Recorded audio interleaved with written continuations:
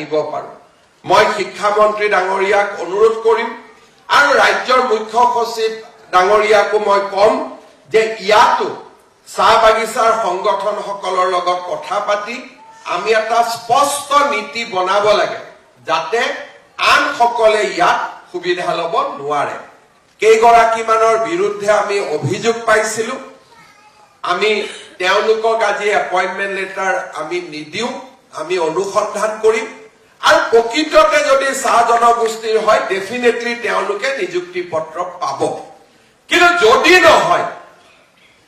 তেতিয়াহলে তেওঁলোকে আৰু অসম চৰকাৰৰ কোনো চাকৰিতে কেতিয়াও আবেদন কৰিব নোৱাৰিব আজিও যদি নিজে নিজে কৈ দিয়ে যে মোৰ ভুল হৈছিল মোক নালাগে বুলি ক'বলগীয়া কথা একো নাই যুৱ বয়সত মানুহে ভুল কৰে সংশোধন হয় কিন্তু যদি নিজে সংশোধন নকৰে আমি ইনকুৱাৰী কৰি পাওঁ যে তেওঁলোকে এই সুবিধাটো নকল কাগজ পত্ৰ বনাই ল'ব চেষ্টা কৰিছিল তেতিয়াহলে আমি কঠোৰ ব্যৱস্থা ল'ব লাগিব যিসকলৰ উইধে লৈ আছে তেওঁলোকে এবাৰ চিন্তা কৰি চাব যদি তেওঁলোক বাগিচাৰ নহয় নিজে নিজে তেওঁলোকে জনাব পাৰিব যে ফৰ্ম ফিল আপ কৰোঁতে আমাৰ ভুল হৈছিল কোনো কথা নাই যুৱক যুৱতী এই বয়সত মানুহে ভুল কৰে